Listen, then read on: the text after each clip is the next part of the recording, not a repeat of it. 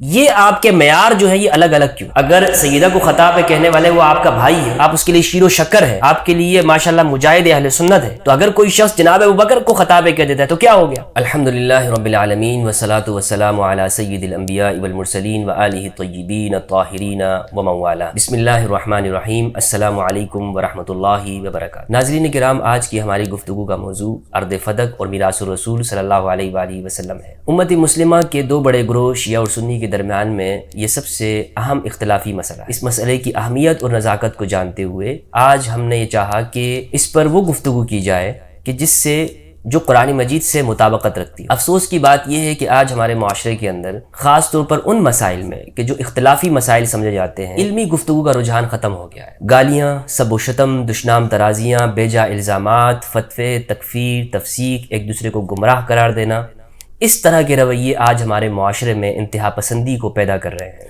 میں سمجھتا ہوں کہ میرا ایمان ہے کہ رسول اللہ صلی اللہ علیہ وآلہ وسلم نے اس امت کو ایسے ہی نہیں چھوڑا، بلکہ آپ نے جس طرح کی صحیح حدیث ہے، حدیث الثقلین، آپ نے فرمایا کہ میں تم میں دو چیزیں، گراں قدر چیزیں چھوڑ کے جا رہا ہوں، کتاب اللہ اور میری اطاعت۔ یہ دو گراں قدر چیزیں ایسی ہیں کہ امت کے جو اختلافی مسائل ہوں، جہاں امت تقسیم ہو رہی ہو، تفریقے میں پڑ رہی ہو، تو ہمیں اپنے مسئلے کو قرآن مجید کے بارگاہ میں بطور مقدمے کے پیش کرنا چاہیے کہ قرآن اس بارے میں کیا کہتا ہے۔ لہٰذا آج میں اپنی گفتگو کو قرآن مجید کے سامنے پیش کرنے کی کوشش کروں گا۔ یہاں میں ارض فدق کے بارے میں بتاتا چلوں کہ خیبر کے قریب مدینہ میں ایک زمین ہے، وہاں یہودی آباد تھے۔ جب فدق کے رہنے والے یہودیوں کو یہ بات معلوم ہوئی کہ نبی صلی اللہ علیہ وآلہ وسلم کو خیبر کے یہودیوں پر فتح حاصل ہوئی ہے اور خیبر کے یہودی باوجود اپنی طاقت اور قوت اور شان و شوکت کے وہ شکست کھا گئے ہیں، تو فدق کے رہنے والوں نے بغیر جنگ کیے مصالحت کی، صلح کی اور رسول اللہ صلی اللہ علیہ وآلہ وسلم کے لیے اپنی زمین اور اموال کو پیش کر دیا۔ اس بارے میں کسی کا کوئی اختلاف نہیں ہے، نہ شیعہ کا نہ سنی کا، کہ رسول اللہ صلی اللہ علیہ وآلہ وسلم کی حیات طیبہ میں وہ مال جو بغیر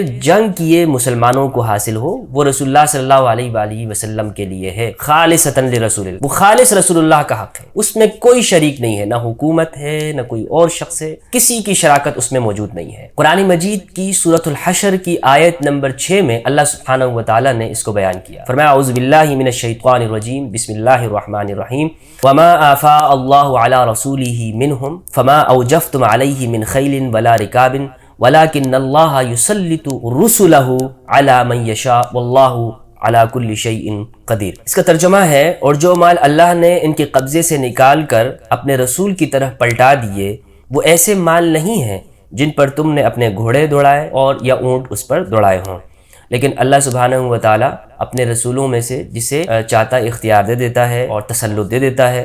اللہ سبحانہ و تعالیٰ ہر چیز کے اوپر قادر ہے۔ اس آیت سے معلوم ہوا کہ یہ مال خالص رسول اللہ صلی اللہ علیہ وآلہ وسلم کا ہے، کیونکہ یہ صلح سے حاصل ہوا ہے، یہاں تک کوئی اختلاف نہیں۔ اب یہاں سے آگے گفتگو کرتے ہوئے میں یہاں تھوڑا سا آپ کو روکنا چاہوں گا کہ خاتون جنت سیدۃ نساء اہل الجنہ ام الحسنین ام الحسن والحسین زوجۃ الامام علی بنت الرسول فاطمۃ الزہرا سلام اللہ علیہا کے مناقب میں معلوم ہونے چاہیے کہ رسول اللہ صلی اللہ علیہ وآلہ وسلم کا اپنی حیات طیبہ میں سیدۃ نساء اہل الجنہ کے ساتھ کیا معاملہ تھا، کیا رویہ تھا۔ امام بخاری نے اپنی صحیح کے اندر فرمایا فاطمۃ سیدۃ نساء اہل الجنہ، باب مناقب فاطمۃ الزہرا سلام اللہ علیہا میں وہ اوپر لکھتے ہیں کہ فاطمہ جنتی خواتین کی، جنتیوں کی عورتوں کی سردار ہے، سیدہ ہے، سیدۃ نساء اہل الجنہ۔ اسی طرح امام مسلم نے اپنی صحیح کے اندر 6313 نمبر پہ حدیث روایت کی حضرت مسروق تابعی سے، وہ ام المؤمنین عائشہ رضی اللہ تعالیٰ عنہا سے روایت کرتے ہیں، فرماتی ہیں کہ رسول اللہ صلی اللہ علیہ وآلہ وسلم عن ام المؤمنین عائشہ قالت كن ازواج النبی عنده لم يغادر منهن واحدة فاقبلت فاطمہ تمشی ما تخطئ مشيتها من مشية رسول اللہ صلی اللہ علیہ وآلہ فلما رآها رحب بها فقال مرحبا بابنتی ثم اجلسها عن یمینہ او شمالہ۔ حضرت مسروق تابعی کہتے ہیں کہ ام المؤمنین نے فرمایا کہ حضرت عائشہ رضی اللہ تعالیٰ عنہ فرماتی ہیں کہ رسول اللہ صلی اللہ علیہ وآلہ وسلم کے پاس آپ کی تمام ازواج مطہرات بیٹھی ہوئی تھی، لم یغادر منہن واحدہ، کوئی بھی اٹھ کے نہیں گئی تھی۔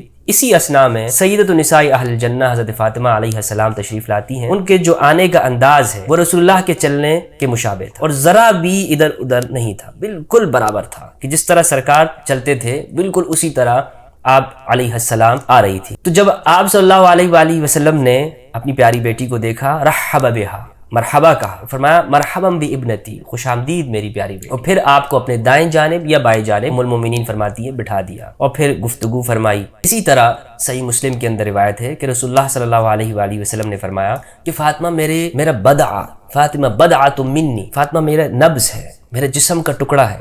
بدعہ جسم کے ایسے حصے کو کہتے ہیں کہ جو انتہائی اہم ہو، اگر وہ کسی انسان سے نکال دیا جائے تو انسان کی موت ہو جائے، انسان اس کے بغیر نہ رہ سکے۔ تو فرمایا فاطمہ بدعۃ منی، فاطمہ میرے جسم کا اہم حصہ ہے، یریبنی ما ارابہا ویؤذینی ما آذاہا، مجھے وہ چیز تکلیف دیتی ہے جو فاطمہ کو تکلیف دے، وہ چیز مجھے پریشان کرتی ہے جو فاطمہ کو پریشان کرتی ہے۔ تو معلوم ہوتا ہے کہ رسول اللہ صلی اللہ علیہ وآلہ وسلم کا اپنی پیاری بیٹی کے ساتھ جو رویہ تھا وہ معمولی نہیں تھا۔ آپ احترام میں کھڑے ہو جاتے، اپنی جگہ پہ بیٹھاتے، مرحبا کہتے، خوش آمدید کہا کرتے تھے، اور فرماتے کہ مجھے فاطمہ کی تکلیف پریشان کر دیتی ہے۔ تو معلوم ہوا کہ سیدہ کو کی ایذا سے بچنا چاہیے۔ اب یہاں سے میں آگے کی طرف گفتگو کرتے ہوئے یہ بتاتا چلوں، جہاں پہ ہم نے گفتگو کو روکا تھا، کہ اس میں کوئی اختلاف نہیں ہے کہ جو اموال رسول اللہ کی زندگی میں تھے وہ آپ ہی کا حق ہے، کسی اور کا حق نہیں۔ اب اختلاف کہاں سے شروع ہوتا ہے؟ اختلاف یہاں سے شروع ہوتا ہے کہ جب رسول اللہ صلی اللہ علیہ وآلہ وسلم اس دنیا سے پردہ فرما گئے۔ تو اب سوال یہ ہے، کیا رسول اللہ صلی اللہ علیہ وآلہ وسلم کے جو اموال ہیں، جو آپ کے گھر ہے، جسے قرآن مجید نے بیوت النبی کہا ہے، جو آپ کے پاس تلوار ہے، مال مویشی ہے، جو آپ کے پاس جو فدق کی زمین تھی یا دیگر اموال، اس میں وراثت تقسیم ہوگی یا نہیں ہوگی؟ جب جناب ابوبکر رضی اللہ تعالیٰ عنہ خلیفہ بنائے جاتے ہیں تو آپ نے یہ کام کیا کہ رسول اللہ صلی اللہ علیہ وآلہ وسلم کے اموال اور خاص طور پہ ارض فدق اسے اپنے حکومت کے حصے میں لے لیا، کنٹرول میں لے لیا، کہ اب اس کے معاملات ہم چلائیں گے، اس کے انتظامات ہم دیکھیں گے۔ اور اسی کے مطالبے کے لیے فاطمۃ الزہرا سلام اللہ علیہا، یعنی اپنے والد اپنے ابا جان کی جو وراثت ہے اس کے حصول کے لیے جناب ابوبکر رضی اللہ تعالیٰ عنہ کے دربار میں جاتی ہے۔ یہ واقعہ صحیح بخاری کے اندر، صحیح مسلم اور دیگر احادیث کی کتابوں کے اندر موجود۔ صحیح بخاری کے اندر 3092، 3093 اور صحیح مسلم کے اندر 4479 کے اندر یہ واقعہ موجود ہے۔ ام المومنین عائشہ فرماتی ہیں کہ فاطمۃ الزہرا سلام اللہ علیہا نے مطالبہ کیا، اور اس کے جواب میں جناب ابوبکر رضی اللہ تعالیٰ عنہ نے پہلے تو یہ استدلال کیا، پہلے تو جس طرح کہ فتوح البلدان کے اندر ہے گواہ طلب کہ آپ کے پاس گواہ کون ہے، تو سیدہ نے گواہ پیش کیے۔ فتوح البلدان میں ہے کہ امام علی کو اور ام ایمن کو پیش کیا، دوسرا نام بھی ملتا ہے، لیکن جناب ابوبکر رضی اللہ تعالیٰ عنہ نے اس کو قبول نہیں کیا، ان گواہوں کو قبول نہیں کیا، فرمایا کہ یہ نصاب کامل نہیں ہے۔ تو پھر سیدہ نے قرآن مجید کی آیات سے استدلال کیا، وہ آیات کیا ہیں ہم آگے پیش کریں گے، لیکن جناب ابوبکر رضی اللہ تعالیٰ عنہ نے ایک حدیث سے، خبر واحد سے استدلال کی۔ صحیح بخاری کے اندر 3093 میں وہ حدیث موجود ہے۔ حضرت ابوبکر نے فرمایا کہ نحن معاشر الانبیاء لا نورث ما ترکناہ صدقہ، کہ ہم انبیاء کے گروہ، وہ ہماری وراثت تقسیم نہیں ہوتی، جو کچھ ہم چھوڑتے ہیں وہ صدقہ ہوتا ہے۔ یہ جناب ابوبکر رضی اللہ عنہ کا بنیادی استدلال تھا۔ اب ہم یہاں پر یہ دیکھتے ہیں کہ احادیث کے حوالے سے جناب ابوبکر رضی اللہ عنہ کا جو رویہ تھا وہ کیا تھا۔ ہمارے ہاں اکثر مورخین نے لکھا ہے کہ جناب ابوبکر نے اپنے زمانے میں احادیث کا جو مجموعہ خود انہوں نے لکھا تھا اس کو جلا دیا تھا۔ اس کو مناظر حسن گیلانی رحمہ اللہ نے لکھا ہے، چاہے وہ دیکھ سکتا ہے تدوین حدیث کے اندر۔ تو لیکن جب سیدہ نے یہ مطالبہ کیا اپنے والد کی وراثت کا، ابا جان کی میراث کا، جناب ابوبکر نے حدیث سے استدلال کیا ہے، سیدہ کا استدلال کیا۔ اب یہ جو حدیث ہے کہ ہم انبیاء کے گروہ، ہماری وراثت نہیں ہوتی، لا نورث ما ترکناہ صدقہ، اس کو ہم قرآن مجید کے ساتھ دیں۔ سیدہ نے اس کا جواب دیا، قرآن مجید سے استدلال کی۔ قرآن مجید کی سورہ مریم سورہ نمبر 19 آیت نمبر 5 اور 6 ہے۔ اللہ سبحانہ وتعالیٰ نے ارشاد فرمایا، انی خفت الموالی من ورائی وکانت امرأتی عاقرا فہب لی من لدنک ولیا یرثنی ویرث من آل یعقوب وجعلہ ربی رضیہ۔ حضرت زکریہ علیہ السلام نے یہ دعا مانگی، پروردگار کہ میں اپنے بعد اپنے لوگوں سے، بھائی بندوں سے مجھے خوف لائق ہے، آپ اپنی جانب سے مجھے مددگار عطا کر دیجئے جو میرا وارث ہو، یرثنی ویرث من آل یعقوب، میرا وارث ہو اور آل یعقوب کا وارث ہو۔ اس آیت سے معلوم ہوا کہ انبیاء کی وراثت ہوتی ہے، انبیاء کی وراثت ہوتی ہے۔ اب کچھ لوگ یہ کہہ سکتے ہیں کہ یہاں پہ مراد وراثت سے مراد علم ہے، علم ہے کہ جس پہ وہ حضرت زکریا فرما رہے تھے کہ مجھے بعد کے لوگوں کو خوف کہ وہ جو میرے بعد جو آنے والے لوگ ہیں وہ ایسے ہوں گے ناخلف قسم کے لوگ ہوں گے. تو ہمارے اہل سنت نے بعض نے جواب دیا اس سے مراد علم ہے، یعنی جو انبیاء وارث وراثت چھوڑ کے جاتے ہیں. یہ بات درست نہیں ہے. وجہ یہ ہے کہ جو حضرت سلیمان جو داؤد کے وارث ہوئے تھے، سورۃ نمبر 27 کی آیت نمبر جو 16 ہے، اس میں فرمایا وَوَرِثَ سُلَيْمَانُ دَاوُودَ، سلیمان داؤد کے وارث ہوئے. وقال یا ایھا الناس علمنا منطق الطیر، فرمایا کہ اے لوگوں ہمیں پرندوں کی بولی کا علم دیا گیا. وَأُوتِينَا مِن كُلِّ شَيْءٍ، اور ہمیں سب کچھ عطا کیا گیا، سب کچھ. ان ھذا لہو الفضل المبین، یہ البتہ کھلا ہوا فضل ہے اللہ سبحانہ و تعالیٰ. تو اس میں دیکھیں ہر چیز ہمیں عطا کی، اوتینا من کل شیء، ہر چیز ہمیں عطا کی. تو ہر چیز سے کی وراثت انبیاء کی ہوتی ہے. تو یہ وہ آیات ہیں جن سے خاتون جنت فاطمہ الزہرا سلام اللہ علیہا نے استدلال کیا. اور آج ہمارے ہاں ہمارے سامنے بھی یہ چیزیں کہ جس چیز سے جناب ابو بکر رضی اللہ عنہ نے استدلال کیا ہے وہ حدیث ہے. اور یہ ہمارے ہاں اہل سنت کا ہی اصول ہے، اور ہمیں اہل سنت کے اصول سے باہر جانے کی ضرورت نہیں ہے. میں اہل سنت کے اصولوں پہ رہ کر ہی اس کا تجزیہ کر رہا ہوں کہ خبر واحد کے مقابلے میں اگر قرآن ہو یا قرآن مجید سے اگر خبر واحد ٹکرا رہی ہو تو کس کو لیں گے ہم؟ قرآن مجید کو لیں گے. یہ سب کے ہاں اصول ہے. تو یہ جو روایت ہے نحن معاشر الانبیاء لا نورث ما ترکنا صدقہ، یہ بالکل قرآن مجید کی آیت کے مخالف ہے. یہ میں واضح کہتا چلوں، یعنی قرآن مجید میں ہے کہ انبیاء وراثت ان کی ہوتی ہے. حدیث اگر کہتی ہے نہیں ہوتی تو ہم کس کی مانیں گے؟ لازمی بات ہے کہ ہم قرآن مجید کی مانیں گے، کیونکہ رسول اللہ صلی اللہ علیہ وآلہ وسلم خود اہل سنت بھی کہتے ہیں کہ ہمارے درمیان میں قرآن مجید کو چھوڑا ہے. تو اس پر تو اہل سنت کا بھی یقین اور ایمان ہے. دوسری بات یہ ہے کہ ہم یہ دیکھیں کہ ہمارے اہل سنت میں یہ بات کہی جاتی ہے کہ جناب ابو بکر صدیق رضی اللہ تعالیٰ عنہ کس طرح خطا کر سکتے ہیں؟ وہ صحابی رسول ہے، ان سے خطا نہیں، یعنی ان کا یہ موقف درست ہے. اگر صحابی ہونے کی وجہ سے جناب ابو بکر صدیق رضی اللہ تعالیٰ عنہ کا آپ دفاع کرتے ہیں اور آپ سمجھتے ہیں کہ اگر ہم اس میں جناب ابو بکر کی طرف کوئی کمزوری دکھائیں گے تو ایک صحابیت کا مقام کم ہوگا، تو میرا آپ سے سوال یہ ہے اہل سنت سے، کیا سیدۃ نساء اہل الجنہ فاطمہ الزہرا سلام اللہ علیہا وہ صحابیہ نہیں ہیں؟ ان کا صحابیت کا مقام نہیں ہے؟ تو اگر آپ صحابیت کو معیار رکھتے ہیں تو خاتون جنت بھی صحابیہ ہے. دوسری بات یہ ہے کہ ہمارے اہل سنت خود ہمارے اہل سنت کے اصول آپس میں ٹکرا رہے ہیں. وہ کہتے ہیں کہ بعض اس طرح سے لوگ بھی موجود ہیں جو اس مسئلے میں اتنا غلو کرتے ہیں کہ سیدہ کو خطا پہ کہ ان کے ہاں جرت پائی جاتی ہے. وہ کہتے ہیں کہ جی سیدہ سے خطا ہوئی ہے. اگر میرا سوال یہ ہے ان سب سے جو لوگ سیدہ کو خطا پہ کہتے ہیں، مجھے بتاؤ اگر سیدہ کو خطا پہ کہنے سے کوئی شخص منافق نہیں بن جاتا، کوئی شخص دائرہ اسلام سے نہیں نکل جاتا، کوئی شخص گمراہ نہیں ہو جاتا، تو جناب ابو بکر رضی اللہ عنہ کو خطا پہ کہنے سے کوئی شخص کس طرح سے رافضی یا اہل سنت سے نکل جاتا ہے، گمراہ کیسے ہو جاتا ہے؟ یہ آپ کے معیار جو ہے یہ الگ الگ کیوں ہے؟ آپ معیار ایک رکھیں نا. آپ اگر سیدہ کو خطا پہ کہنے والے وہ آپ کا بھائی ہے، وہ آپ کے لیے بڑا، آپ اس کے لیے شیر و شکر ہے، آپ کے لیے ماشاءاللہ مجاہد اہل سنت ہے، تو اگر کوئی شخص جناب ابو بکر کو خطا پہ کہہ دیتا ہے تو کیا ہو گیا؟ کوئی خرابی لازم آتی ہے یا صرف تمہاری انا کا مسئلہ ہے؟ پھر ہمارے ہاں یہ بات بڑے زور و شور سے کہی جاتی ہے. خود بخاری پر ایمان رکھنے والے، جب میں نے بخاری کی جو وہ اس روایت کے اوپر جرح کی جس میں ابن شہاب زہری نے یہ بیان کیا کہ ابو جہل کی بیٹی کو نکاح دینے کے حوالے سے، نکاح کا پیغام دینے کے حوالے سے جو حضرت علی کی طرف نسبت کی، اسی حدیث کے اندر یہ بات ہے کہ جناب امام زین العابدین علیہ السلام کے پاس رسول اللہ صلی اللہ علیہ وآلہ وسلم کی تلوار موجود تھی. مسر بن مخرمہ جو روایت کر، اور مسر بن مخرمہ نے کہا کہ آپ کی تلوار مجھے دے دیجیے. اس روایت نے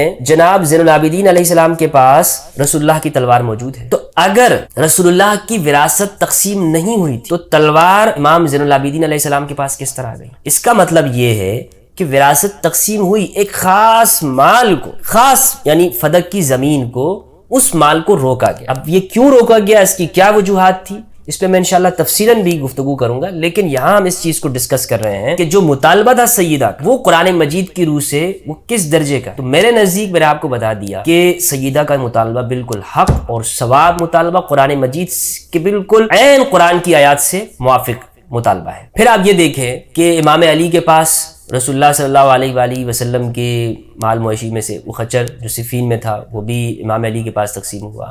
اسی طرح قرآن مجید نے ازواج مطہرات کے جو گھر ہیں انہیں بھی سورہ احزاب سورہ نمبر 33 کی آیت نمبر 53 میں ہے کہ نبی کے گھر قرار فرمایا یا ایھا الذین آمنوا لا تدخلوا بیوت النبی الا ان یؤذن لکم. اے ایمان والو نبی کے گھروں میں داخل مت ہو جب تک کہ تمہیں اجازت نہ ملے۔ تو معلوم ہوا کہ جن گھروں میں ازواج مطہرات رہتی تھی وہ گھر بھی ازواج مطہرات کے نہیں، وہ گھر کس کے؟ وہ گھر بھی رسول اللہ صلی اللہ علیہ وآلہ وسلم۔ تو آپ مجھے بتائیے، کیا سرکار کریم کے وصال کے بعد، پردہ فرما جانے کے بعد، کیا ازواج مطہرات کو ان گھروں سے نکال دیا گیا تھا کہ جاؤ ان مکانوں کو خالی کرو، اب چونکہ نبی اس دنیا میں نہیں رہے تو لہٰذا ان مکانوں پر تمہارا کوئی حق نہیں؟ بتائیے مجھے، کیا جناب ابوبکر صدیق رضی اللہ عنہ نے یہ کیا؟ نہیں کیا، بلکہ ازواج مطہرات کو ان گھروں میں باقی رکھا، رہتی رہیں، ان گھروں میں رہیں، لیکن یعنی ان سے وہ چیز حکومت کے اختیار میں نہیں لیا، اس فدق کو اختیار اپنے کنٹرول میں لیا، اور دیگر یعنی جن چیزوں کا تعلق سیدہ کے ساتھ تھا صرف اسی کو لیا۔ پھر اس میں ایک اہم بات یہ ہے کہ جو رسول اللہ صلی اللہ علیہ وآلہ وسلم کے پاس دیگر اموال تھے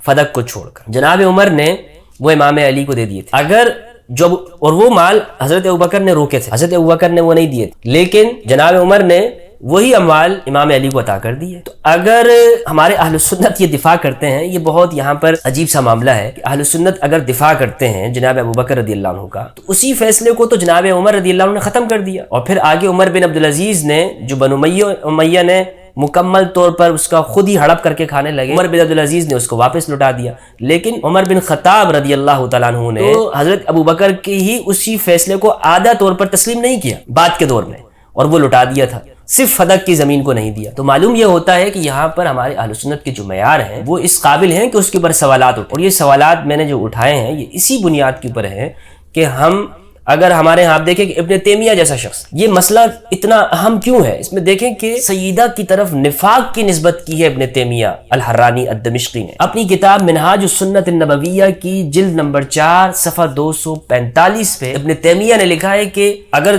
یعنی شیعوں کو جواب دیتے ہوئے ابن تیمیہ کہتا ہے کہ اس معاملے میں، اس مطالبے کے اندر معاذ اللہ منافقین کی مشابہت ہے، استغفر اللہ۔ تو میرا سوال دوبارہ وہی ہے کہ اگر ایک شخص تمہارے لیے تب بھی شیخ الاسلام بنتا ہے اور رہتا ہے کہ جو سیدہ کو منافقین کے ساتھ تشبیہ دیتا ہے یا خطا پہ کہہ دیتا ہے، وہ تمہارے لیے شیخ الاسلام ہے، تمہیں قبول ہے، لیکن کوئی اگر جناب ابوبکر کو خطا پہ کہہ دے تم کیا کرو گے؟ پھر تم کس طرح سے فتنے اور اس کے اوپر غصے میں آ جاتے ہو، تعصب میں آ جاتے ہو۔ اور فتوح البلدان تاریخ کی کتاب میں تو بہت کچھ لکھا ہے، یہاں میں نے کوشش یہی کی ہے کہ اپنے موقف کو اس حوالے سے پیش کر دوں کہ سیدہ کا جو موقف ہے وہ بالکل حق پر ہے، اور الحمدللہ ہم چونکہ اہل البیت علیہ السلام کو معیار مانتے ہیں، ثقلین کو معیار مانتے ہیں، تو ہمارے نزدیک بھی یہی ہے کہ سیدہ کا مطالبہ نہ صرف حق تھا بلکہ جناب ابوبکر رضی اللہ تعالیٰ عنہ سے یہ آپ دیکھ لیں کہ انبیاء کی طرف ہمارے ہاں اہل سنت خطا کی نسبت کر دیتے، خطا اجتہادی کہتے ہیں نا، حضرت آدم سے خطا ہوئی، خطا اجتہادی کہتے ہیں، لیکن خطا کی نسبت کرتے ہیں، تو جناب ابوبکر کی طرف خطا کی نسبت کرنے میں کون سا اصول ٹوٹتا ہے؟ اللہ سبحانہ و تعالیٰ سے دعا ہے کہ پروردگار ہم سب کو حق سچ سمجھنے کی توفیق عطا فرمائے، ملک پاکستان میں امن ہو۔ اور اس ویڈیو کا انشاءاللہ نیکسٹ حصہ آئے گا کہ جس میں اس کے اسباب کا بھی جائزہ لیا جائے گا کہ وہ اسباب کیا تھے کہ ان اموال کو لیا گیا، اور سیدہ کے ساتھ جو کچھ جس طرح سے آپ کی اس دنیا سے رخصتی ہوتی ہے جوانی کی عمر میں 27-28 سال کی عمر میں، اس کے اسباب کیا تھے۔ اللہ سبحانہ و تعالیٰ سے دعا ہے کہ پروردگار ہم سب کو قرآن مجید اور اہل بیت کی معرفت عطا فرمائے۔ والسلام علیکم ورحمۃ اللہ۔